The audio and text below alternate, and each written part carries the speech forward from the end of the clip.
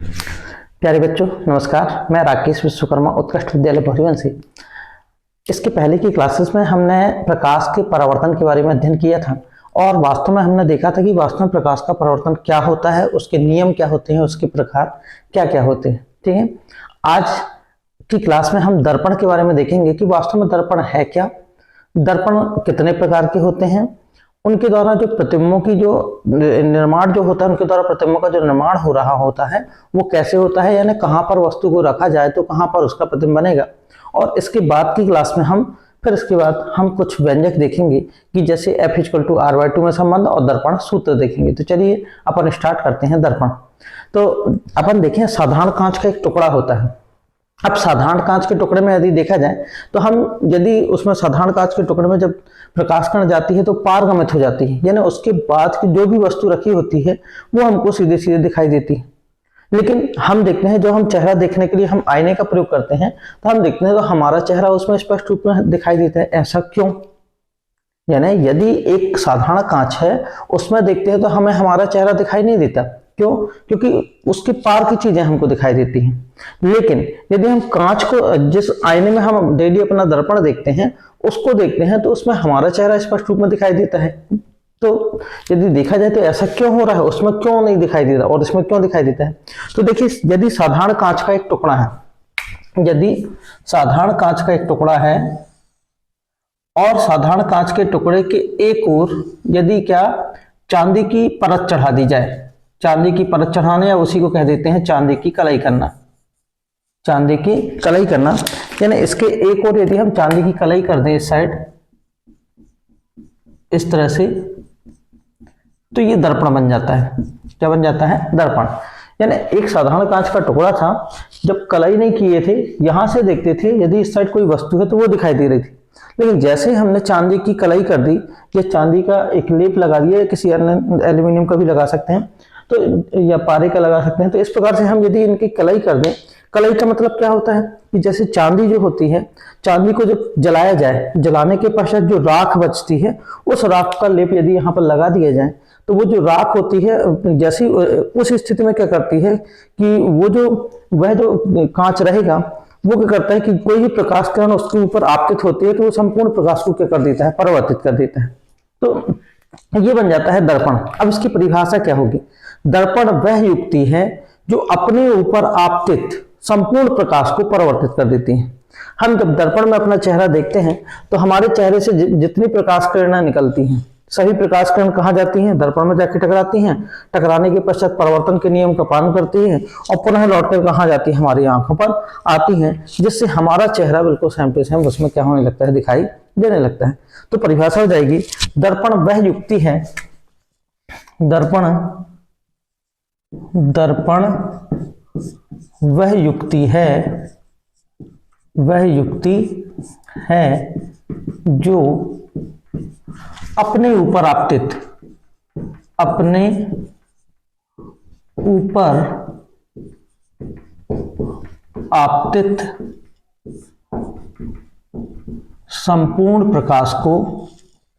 संपूर्ण प्रकाश को परावर्तित कर देती है,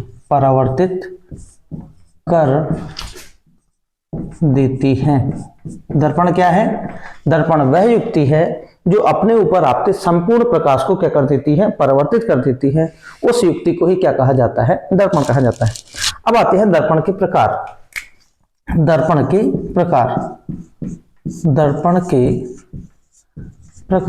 देखिए, वास्तव में जो दर्पण होते हैं वो दो प्रकार के होते हैं। पहला होता है समतल दर्पण और दूसरा क्या होता है? गोलीय दर्पण। पहला क्या होता है? समतल दर्पण। पहला समतल दर्पण और दूसरा क्या होता है? गोलीय दर्पण।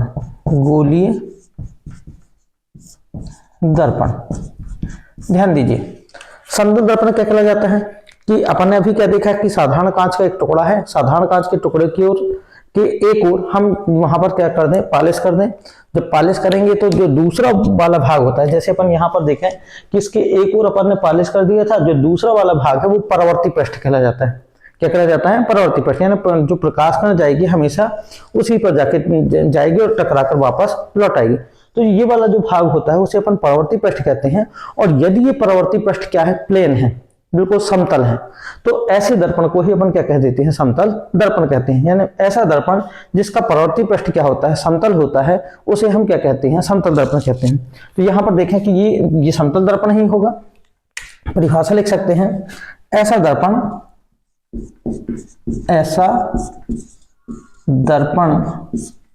जिसका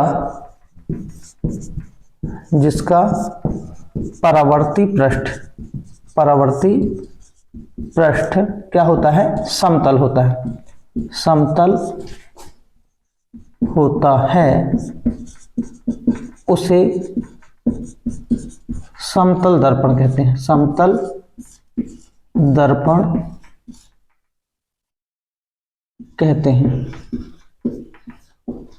ऐसा दर्पण जिसका परावर्ती पृष्ठ क्या होता है, समतल होता है, उसे अपन समतल दर्पण कहते हैं। जैसे ये वाला जो भाग होगा वो परावर्ती पृष्ठ कहला जाएगा, परावर्ती पृष्ठ है, और यहां पर क्या है, ये पॉलिश पुती हुई है। तो ये प्लेन है यदि, तो ये कौन सा दर्पण हो जाएगा, समतल दर्पण। अब आते हैं अपन गोली दर्पण में। तो गोली दर्पण क्या होता है कि खोखले कांच का एक गोला होता है, और खोखले कांच के गोले के एक ओर हम क्या कर देते हैं, कलाई कर देते हैं, उसे अपन क्या कह देते हैं, गोली दर्पण कहते हैं। यानी गोली दर्पण क्या होता है, कांच का एक खोखला गोला होगा, जैसे देखें, यदि इसकी परिभाषा बनाई जाए तो ऐसा दर्पण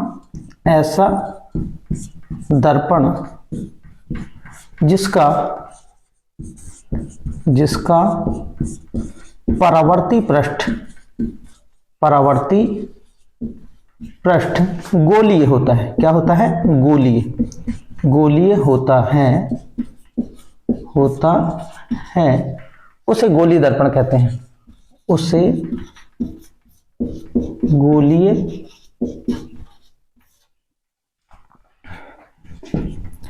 दर्पण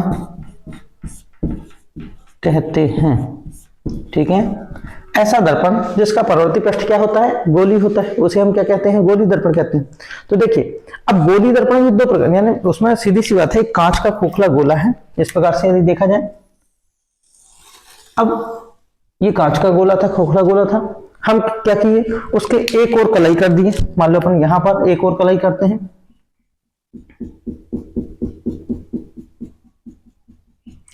या फिर यहां पर भी अपन कलाई कर सकते हैं। अब क्या दिख रहा, यदि यहां से ऐसे हटा दिया जाए तो हमको क्या दिख रहा, दो प्रकार के हो गए, एक इस साइड अलग दिख रहा है, इस साइड अलग दिख रहा है। यहां पर देख रहा है तो ये परावर्ती पृष्ठ क्या है, दबा हुआ प्रतीत हो रहा है, और यहां पर देख रहे हैं तो ये परावर्ती पृष्ठ क्या है, उभरा हुआ सा प्रतीत हो रहा है। तो यहां यदि परावर्ती पृष्ठ दबा हुआ है, ये बन जाता है अवतल दर्पण। ये क्या बन जाएगा, अवतल दर्पण। और इसमें परावर्ती पृष्ठ क्या है, उभरा हुआ है, ये क्या बन जाता है, उत्तल दर्पण। तो गोली दर्पण कितने प्रकार के होते हैं, तो प्रकार हो जाएंगे इसके दो, यह दो प्रकार का होता है, लिख सकते हैं। पहला अवतल दर्पण,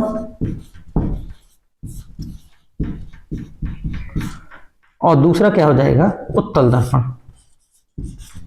उत्तल दर्पण, पहला अवतल दर्पण और दूसरा क्या हो जाएगा, उत्तल दर्पण। यानी गोली दर्पण दो प्रकार के होते हैं, पहला अवतल दर्पण हो जाएगा, दूसरा क्या हो जाएगा, उत्तल दर्पण। अवतल दर्पण में अपन ने क्या देखा कि ऐसा दर्पण जिसका परावर्ती पृष्ठ क्या होता है, दबा हुआ होता है। ऐसा दर्पण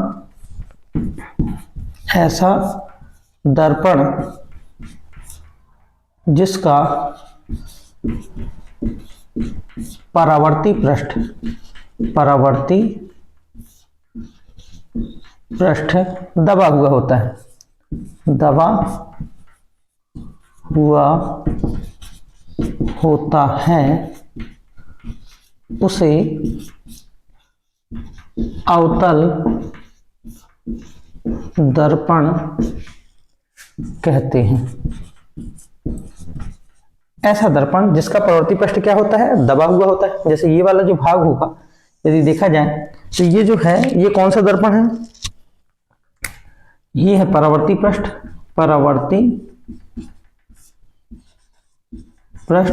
तो ये कौन सा दर्पण होगा, अवतल दर्पण, अवतल दर्पण। और ये कौन सा दर्पण हो जाएगा? उत्तल दर्पण। उत्तल दर्पण, क्योंकि ये वाला भाग क्या है? उभरा हुआ है। इसमें प्रवृत्ति पृष्ठ ये है तो इसमें कैसा है? उभरा हुआ है। तो ये कौन सा दर्पण हो जाएगा? उत्तल दर्पण। इसमें क्या हो जाएगा? दबा हुआ है तो कौन सा हो जाएगा? अवतल दर्पण। तो उत्तल दर्पण की परिभाषा भी अपन लिख सकते हैं, ऐसा दर्पण, ऐसा दर्पण जिसका परावर्ती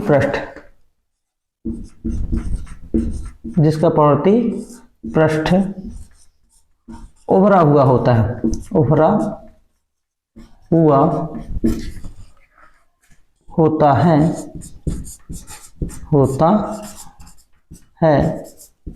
उसे उत्तल दर्पण कहते हैं। दर्पण कहते हैं। ऐसा दर्पण जिसका प्रवृत्ति पृष्ठ क्या होता है? उभरा हुआ होता है, उसे हम उत्तल दर्पण कहते हैं। और ऐसा दर्पण जिसका प्रवृत्ति पृष्ठ क्या होता है? दबा हुआ होता है, उसे हम क्या कह देते हैं? अवतल दर्पण। तो देखिए हम बड़े आसानी से समझ सकते हैं कि दर्पण क्या होता है और दर्पण के प्रकार कौन कौन से होते हैं। इसके बाद हम देखते हैं कि इसके संबंधित बहुत सारी परिभाषाएं हैं दर्पण से संबंधित, तो हम उन परिभाषाओं को देख लेते हैं। तो चलिए परिभाषा देखते हैं। सबसे पहली गोली दर्पण में इसकी जो परिभाषा है, पहली परिभाषा होती है ध्रुव की। पहली परिभाषा किसकी होती है? ध्रुव की। ध्रुव की परिभाषा क्या है कि गोली दर्पण के परावर्ती पृष्ठ, ये परावर्ती पृष्ठ होता है इतना पूरा, गोली दर्पण के परावर्ती पृष्ठ के मध्य बिंदु को दर्पण का ध्रुव कहते हैं। गोली दर्पण के परावर्ती पृष्ठ के मध्य बिंदु, यहां से लेकर यहां तक का ये परावर्ती पृष्ठ है। अब इसका जो मध्य बिंदु होगा, मान लो ये 10 सेंटीमीटर का है टोटल, 10 सेंटीमीटर का आधा कितना होगा? 5। तो ये जो केंद्र यहाँ पर जो परावर्ती पृष्ठ का जो मध्य बिंदु होता है उसे ही अपन क्या कह देते हैं? दर्पण का ध्रुव। इसे पोल कहते हैं, इसलिए किससे दर्शाते हैं? पी से। इसे पी के द्वारा, तो यहाँ पर अपन लिखे हैं गोली दर्पण के परावर्ती पृष्ठ के मध्य बिंदु को दर्पण का ध्रुव कहते हैं। इसे पी के द्वारा प्रदर्शित करते हैं। प्रदर्शित किससे करते हैं? प्रदर्शित पी से प्रदर्शित किया जाता है। ठीक है। दूसरी परिभाषा होती है वक्रता केंद्र। तो यहां पर क्या बतलाया गया कि चूंकि ये गोली दर्पण है, अब गोली दर्पण तो स्वाभाविक है, उसका यदि इसको बढ़ाया जाए तो ये कहीं ना कहीं ये पूरा क्या बनेगा? गोला बनेगा। और जब गोला बनेगा तो क्या होगा? उसका केंद्र होगा, और जो केंद्र होता है उसी को क्या बोल देते हैं? वक्रता केंद्र। तो परिभाषा क्या बनेगी कि गोली दर्पण जिस गोले का भाग होता है, गोली दर्पण जिस गोले का भाग होता है उसके केंद्र को वक्रता केंद्र कहते हैं। तो यहां पर परिभाषा हो गई, गोली दर्पण जिस गोले का भाग होता है उसके केंद्र को वक्रता केंद्र कहते हैं। इसे प्रदर्शित किससे करते हैं? प्रदर्शित सी के द्वारा प्रदर्शित किया जाता है। किसके द्वारा प्रदर्शित करते हैं? सी के द्वारा। चलिए तीसरी परिभाषा होती है मुख अक्ष की। तो वास्तव में ये काल्पनिक रेखा होती है, और एक ऐसी काल्पनिक रेखा होती है जो गोली दर्पण के ध्रुव और वक्रता केंद्र से होकर गुजरती है। तो गोली दर्पण के ध्रुव और वक्रता केंद्र को मिलाने वाली काल्पनिक रेखा, गोली दर्पण के ध्रुव और वक्रता केंद्र को मिलाने वाली या इससे होकर जाने वाली एक काल्पनिक रेखा जो होती है उसे ही अपन क्या कह देते हैं? मुख्य अक्ष। अर्थात यहां पर मुख्य अक्ष क्या हो गया? पीसी। पीसी क्या है? मुख्य अक्ष है। पी और सी से होकर जाने वाली रेखा जो होती है उसे अपन क्या कह देते हैं? मुख्य अक्ष। अब जो इंपॉर्टेंट परिभाषा होती है वो होती है क्या? फोकस की। ये इंपॉर्टेंट परिभाषा है। इसमें क्या बतलाया गया फोकस में कि मुख्य अक्ष के समांतर, ये देखिए ये हो गया अपना मुख्य अक्ष, और इसकी जस्ट क्या? समांतर। मुख्य अक्ष के समांतर आपतित किरण परावर्तन के पश्चात, यहां से परिवर्तित हुई, परावर्तन के पश्चात मुख्य अक्ष के जिस बिंदु से होकर जाती है, मुख्य अक्ष के, ये मुख्य अक्ष था, अब मुख्य अक्ष के जिस बिंदु से, यहां से जा सकती है, यहां से जा सकती है, कहीं से भी जा सकती है, तो मुख्य अक्ष के जिस बिंदु से होकर जाती है उसे अपन दर्पण का क्या कह देते हैं? फोकस कह देते हैं। चित्र बनाते समय हमेशा ये याद रखा जाता है कि जो फोकस है वो ध्रुव और वक्रता केंद्र के बिल्कुल बीच में हो, क्योंकि इनमें एक संबंध होता है F=R/2, यानी जो फोकस दूरी होती है वक्रता त्रिज्या की आधी होती है, या हम कह सकते हैं कि जो वक्रता त्रिज्या होती है वो फोकस दूरी की दुगनी होती है। तो इसका अपन आगे व्यंजक देखेंगे कि वास्तव में क्या है, या इसका पूरा अपन जो सिद्ध करना है F=R/2 उसका पूरा व्यंजक अपन आगे वाली क्लास में देखेंगे। तो ये चित्र बनाते समय हमें ये विशेष ध्यान रखना है कि ये जो यहाँ से प्रकाश किरण जब परिवर्तित होकर जाए तो ध्रुव और वक्रता केंद्र के बिल्कुल बीच में से होकर जाए, तो ये फोकस कहला जाएगा। तो फोकस की परिभाषा क्या होगी? मुख्य अक्ष के समांतर आपतित किरण परावर्तन के पश्चात मुख्य अक्ष के जिस बिंदु से होकर गुजरती है उसे दर्पण का क्या कह देते हैं, फोकस कह देते हैं। इसे कैपिटल एफ के द्वारा प्रदर्शित किया जाता है। किसके द्वारा प्रदर्शित करते हैं? Capital F. तो इसे एफ के द्वारा क्या किया जाता है? प्रदर्शित किया जाता है। कैपिटल एफ के द्वारा प्रदर्शित किया जाता है। अब आते हैं दूरियों में। दूरियां किससे नापी जाती हैं? हमेशा ध्रुव से। दूरियां किससे नापते हैं? ध्रुव से। तो गोली दर्पण के ध्रुव और फोकस, गोली दर्पण के ध्रुव से फोकस तक की दूरी को हम क्या कह देते हैं? फोकस दूरी। देखिए फोकस दूरी की परिभाषा है, ध्रुव से फोकस तक की दूरी को, ध्रुव से फोकस तक की दूरी को हम फोकस दूरी कहते हैं। इसे स्मॉल एफ के द्वारा प्रदर्शित करते हैं। किससे प्रदर्शित करते हैं? Small F. ध्यान दीजिएगा, जो कैपिटल एफ है वो फोकस है और स्मॉल एफ फोकस दूरी है। ठीक है। अब आती है वक्रता त्रिज्या। वक्रता त्रिज्या, चूंकि हम जानते हैं कि दूरियां कहां से नापते हैं? वक्रता केंद्र, ध्रुव से। तो ध्रुव से वक्रता केंद्र तक की दूरी को क्या बोलते हैं? वक्रता त्रिज्या। ध्रुव से फोकस तक की दूरी को फोकस दूरी और ध्रुव से वक्रता केंद्र तक की दूरी को क्या बोलते हैं? वक्रता त्रिज्या। इसे किसके द्वारा प्रदर्शित करते हैं? कैपिटल आर के द्वारा। तो देखिए यहां पर लिखते हैं ध्रुव से वक्रता केंद्र तक की दूरी को वक्रता त्रिज्या कहते हैं। इसे कैपिटल आर के द्वारा प्रदर्शित किया जाता है। कैपिटल आर के द्वारा क्या किया जाता है? प्रदर्शित किया जाता है। तो इस प्रकार हम एक साधारण तरीके से सभी परिभाषाएं, जैसे ध्रुव, गोली दर्पण के परवर्ती पृष्ठ के मध्य बिंदु को दर्पण का ध्रुव कहते हैं। फिर इसके बाद आइए अपन यहाँ पर वक्रता केंद्र, गोली दर्पण जिस गोले का भाग होता है उसके केंद्र को वक्रता केंद्र कहते हैं। फोकस, मुख्य अक्ष के समांतर आपतित किरण परिवर्तन के पश्चात मुख्य अक्ष के जिस बिंदु से होकर जाती है उसे दर्पण का फोकस कह देते हैं। फिर इसके बाद आ जाएगा यहाँ पर मुख्य अक्ष में, यहाँ पर क्या बोले कि गोली दर्पण के ध्रुव और वक्रता केंद्र को मिलाने वाली जो काल्पनिक रेखा होती है उसे अपन मुख्य अक्ष कह देते हैं। फिर इसके पश्चात यहाँ पर क्या है कि फोकस दूरी, तो दूरियां कहाँ से नापते हैं? ध्रुव से। ध्रुव से फोकस तक की दूरी को हम फोकस दूरी कहते हैं। ध्रुव से वक्रता केंद्र तक की दूरी को क्या बोलते हैं? वक्रता त्रिज्या कह देते हैं। तो इस तरह से हम यहाँ पर जितनी ही परिभाषाएं थी दर्पण से संबंध वो अपन ने देख लिया। इसके बाद हम देखते हैं प्रतिबिंबों का निर्माण, कि गोली दर्पण के द्वारा प्रतिबिंबों का निर्माण किस प्रकार से होता है। तो चलिए देखते हैं किसी वस्तु के द्वारा गोली दर्पण में प्रतिबिंब का निर्माण किस प्रकार से होता है। तो इसमें अपन देखते हैं कि जब वस्तु, इसमें अपन देखेंगे कि वस्तु को हम कहाँ रखे हैं, उसका प्रतिबिंब कैसा बन रहा है, प्रतिबिंब का आकार कैसा है और प्रतिबिंब की प्रकृति कैसी है। तो पहला अपन देखें इसमें पॉइंट कि जब वस्तु कहां पर हो? अनंत पर हो। कहां पर हो? अनंत पर। जब वस्तु कहां हो? अनंत पर। तो देखते हैं हम इसका प्रतिबिंब कैसा बनता है। तो वस्तु कहां पर है? अनंत पर है। तो ये हो गया अपना गोली दर्पण। इसमें अपन अवतल दर्पण को देख लेते हैं पहले। तो ये हो गया इसका ध्रुव, यहां पर हो जाएगा इसका क्या? वक्रता केंद्र। और वक्रता केंद्र और ध्रुव को मिलाने वाली जो काल्पनिक रेखा होती है उसे अपन क्या कह देते हैं? मुख्य अक्ष। अब चूंकि वस्तु कहां पर है? अनंत पर है, तो अनंत से जो प्रकाश किरण आएगी वो क्या होती है? मुख्य अक्ष के समांतर आपतित हो रही है। तो ये देखिए मुख्य अक्ष के समांतर प्रकाश किरण इसमें आपतित होती है और इससे परावर्तन के पश्चात कहां से होकर चली जाती है? फोकस से होती हुई सीधे चली गई। दूसरा, यहां से भी एक प्रकाश किरण मुख्य अक्ष के समांतर आपतित होती है, यहां से, और ये भी क्या होती है? मुख्य अक्ष के समांतर आपतित होती है और परावर्तन के पश्चात फोकस से होती है सीधे ऐसे चली जाती है। अब दोनों प्रकाश किरणें कहां पर जाके टकराती हैं? यहां पर। तो ये क्या कहला जाएगा? फोकस। क्या कहला जाएगा? फोकस। यहां पर अपना हो गया फोकस, हो गया इस तरह से। तो हम यहां पर क्या देखें कि जब कोई प्रकाश किरण, यदि कोई वस्तु कहां पर होती है? अनंत पर होती है, तो प्रतिबिंब कहां बनता है? फोकस पर। प्रतिबिंब कहां बनेगा? फोकस पर। अब प्रतिबिंब का आकार क्या होगा? बिंदु के आकार का होगा। किस आकार का होगा? बिंदु के आकार का। बिंदु के आकार का। प्रतिबिंब की स्थिति क्या होगी? वास्तविक तथा उल्टा। ध्यान दीजिएगा, जब कोई वस्तु अनंत पर होती है तो उसका जो प्रतिबिंब है कहां बनता है? फोकस पर।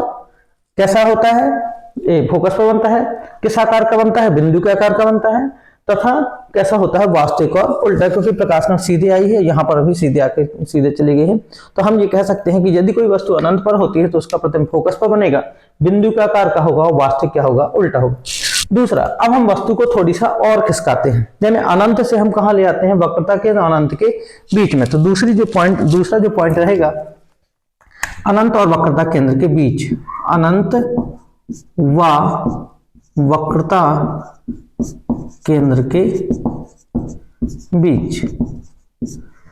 वस्तु अनंत वक्रता केंद्र के बीच में आ गई, यानी यहां पर अपन फिर से देखते हैं दूसरी स्थिति में ये क्या हो जाएगा? यहां पर ध्रुव P C वक्रता केंद्र और पीसी जो काल्पनिक रेखा होगी वो क्या हो जाएगी, मुख्य अक्ष। यहां पर मान लो हम क्या कर देते हैं, वस्तु को रख देते हैं, ये अनंत हो गया इस साइड और ये हो गया वक्रता केंद्र हो गया इसके बीच में। इससे चलने वाली जो पहली प्रकाश किरण होगी वो क्या होगी, मुख्य अक्ष के समांतर आपतित होती है और मुख्य अक्ष के समांतर आपतित होने के पश्चात, परावर्तन के पश्चात फोकस से होते हुए, थोड़ी सी ये चित्र बनाते समय ये विशेष ध्यान दें, क्योंकि मैं तो ऐसे ही बना रहा हूँ, आप लोग बिल्कुल चांदे का प्रयोग करके, प्रकाल का प्रयोग करके और बिल्कुल स्केल वगैरह का प्रयोग करके बनाएंगे, बिल्कुल सही बनेगा। दूसरा इसमें एक चीज और ध्यान रखना है कि चूंकि एफ और आर में संबंध होता है, फोकस दूरी और वक्रता त्रिज्या में संबंध होता है। क्या होता है, आर इक्वल टू होता है कितना, 2f, यानी वक्रता त्रिज्या जो होती है फोकस दूरी की क्या होती है, दुगनी होती है। तो हम जब बनाए ये चित्र बनाते समय ये विशेष ध्यान दें कि ये परावर्तन के पश्चात फोकस से होते हुए तो जाएगी, लेकिन इसकी जो दूरी होनी चाहिए वो लगभग आधी होनी चाहिए।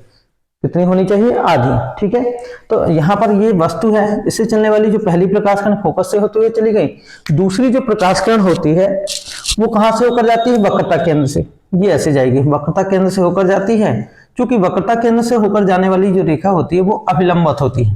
क्या होती है, अभिलंबत, है ना, जो कि अपन जानते हैं, पढ़े हैं पर कि वृत्त के केंद्र से परिधि को मिलाने वाली रेखा परिधि पर लंब होती है, तो ये अभिलंबत जाती है। तो अभिलंबत का मतलब क्या होगा, यदि कोई प्रकाश किरण अभिलंबत जाएगी तो उसके आपतित किरण भी वही हो गई, अभिलंब भी वही हो गया, तो दोनों के बीच बनने वाला आपतन कोण का मान कितना हो जाएगा, 0। जब आपतन कोण 0 होगा तो परावर्तन कोण भी कितना हो जाएगा, 0। तो वहीं से जाती है, वहीं से लौटकर आ जाती है। तो उस स्थिति में हम ये कह सकते हैं कि दोनों प्रकाश किरणें कहां पर टकराएंगी, यहां पर टकराएंगी। तो ये जो ए बी वस्तु है उसका प्रतिबिंब कहां बन गया, ए डैश बी डैश पे, यहां बना ए डैश बी डैश पर। तो प्रतिबिंब की स्थिति क्या होगी, प्रतिबिंब कहां बन रहा है, फोकस और वक्रता केंद्र के बीच में। तो प्रतिबिंब की स्थिति अपन लिख सकते हैं, क्या होगी, फोकस व वक्रता केंद्र के मध्य। ठीक है, प्रतिबिंब का आकार क्या है, हम देख रहे हैं कि वस्तु यदि इतनी है तो उसका जो प्रतिबिंब थोड़ी सा वस्तु से तो छोटा है, तो यहां पर लिखेंगे वस्तु से छोटा, वस्तु से छोटा। कैसा है, वास्तविक और उल्टा, वास्तविक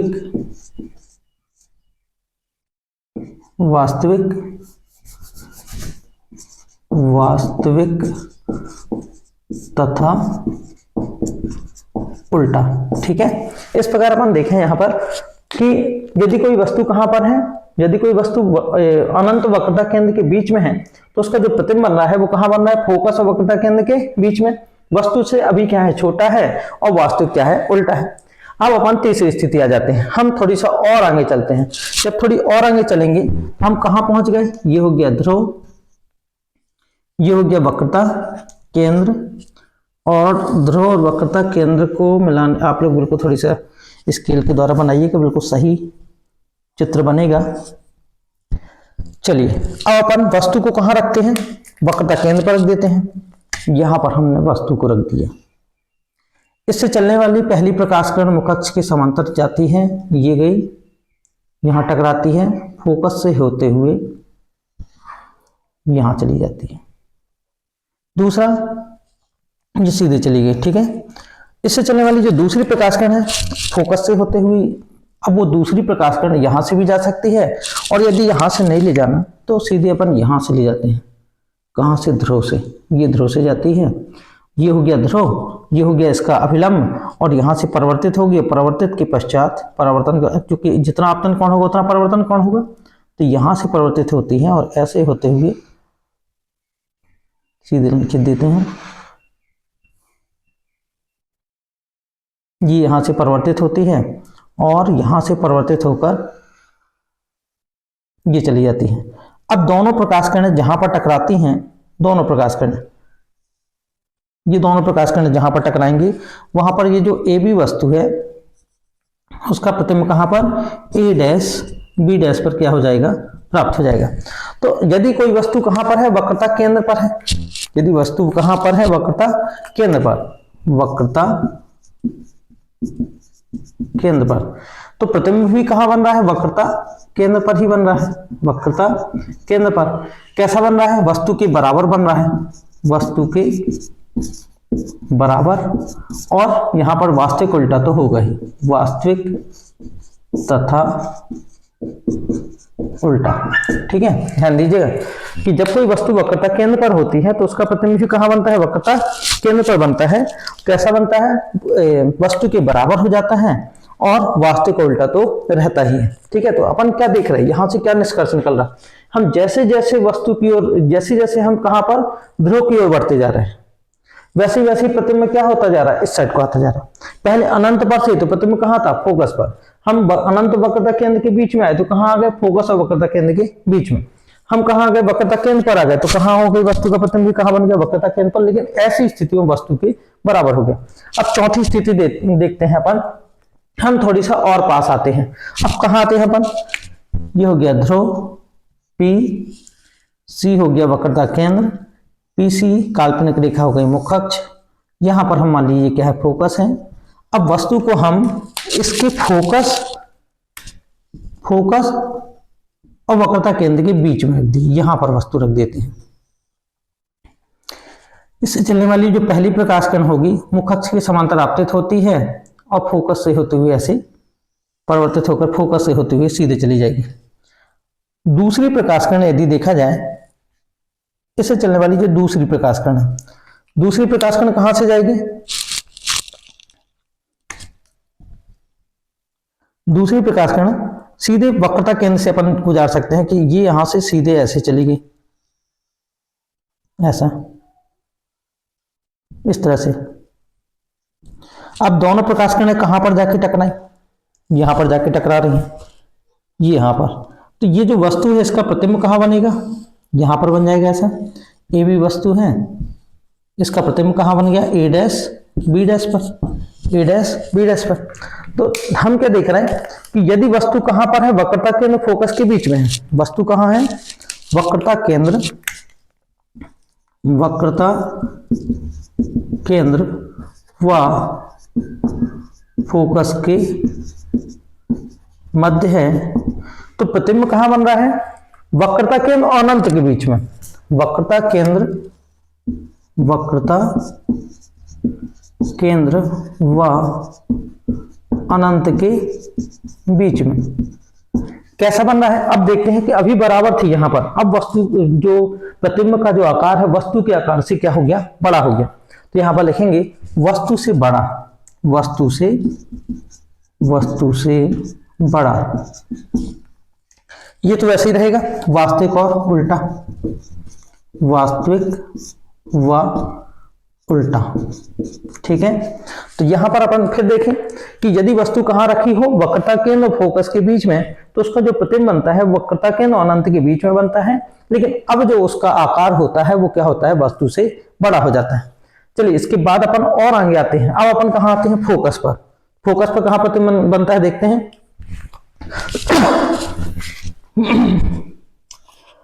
फोकस,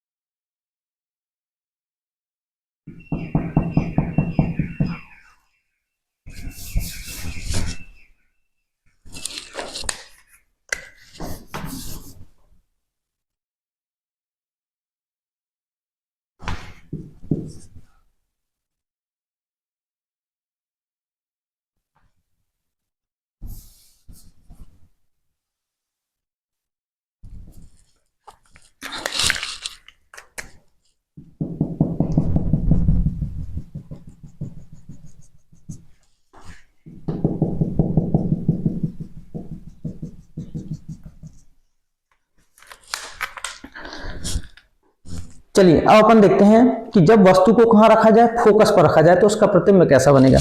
तो ये हो गया पांचवी स्थिति में। अपन देखते हैं कि ये हो गया ध्रुव, पी, यहाँ पर अपन लगा देते हैं, हो गया इसका वक्रता केंद्र, और इसको मिलाने वाली जो काल्पनिक रेखा होगी वो क्या हो जाएगी, मुख अक्ष।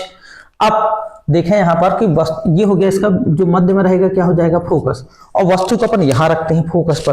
तो देखिए जहां पर वस्तु रखे हैं, अब वस्तु यहां पर रखेंगे तो इससे चलने वाली पहली प्रकाश कण मुख अक्ष के समांतर जाती है यहां पर, और फोकस से होते हुए सीधे ये चली जाती है, ऐसे चली गई, ठीक है ऐसा। दूसरी जो प्रकाश किरण होगी वो वक्रता केंद्र से होकर जाती है, तो इस प्रकार से वक्रता केंद्र से होकर ये चली जाएगी, ये सीधे इस तरह से।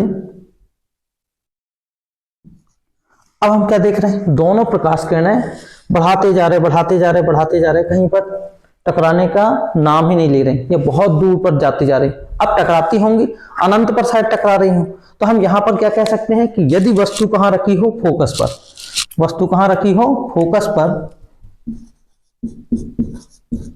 तो प्रतिबिंब कहां बनेगा, अनंत पर। कहां बनेगा, अनंत पर। कैसा रहेगा, वस्तु से बहुत बड़ा, वस्तु से बहुत बड़ा, बहुत बड़ा। और ये तो रहेगा वास्तविक और उल्टा, वास्तविक व उल्टा रहेगा, ठीक है।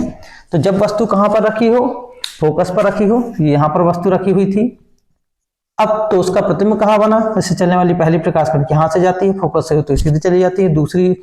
दूसरी प्रकाश कण कहां से जाती है, वक्रता के। ऐसा नहीं कि यहां से बस जाए, जी यहां से भी जा सकती थी, या आप ऐसे भी ले जा सकते थे।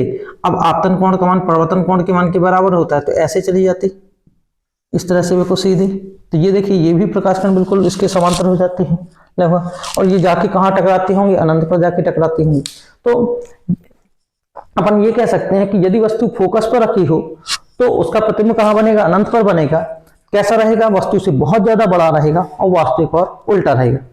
अब एक ऐसी स्थिति आती है जब हम वस्तु को कहां पर लेके आ जाते हैं, इसके ध्रुव और फोकस के बीच में। तो ये हो गया अपना ध्रुव, और यहां पर क्या था, फोकस F, और यहां पर क्या था, वक्रता केंद्र। ध्यान दीजिएगा ये थोड़ी सी अलग स्थिति है। अब इसका प्रतिबिंब कैसे बनेगा, तो हम देखते हैं कि वस्तु को हम कहां रखते हैं, ध्रुव और फोकस के बीच में, यानी यहां पर वस्तु को रख देते हैं। ये हो गई वस्तु।